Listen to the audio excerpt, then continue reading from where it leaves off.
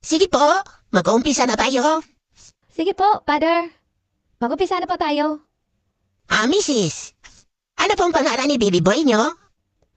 Zandrox po, Father. Ha? Bakit naman Sundrox? Kakaibang pangalan yan Panlinis?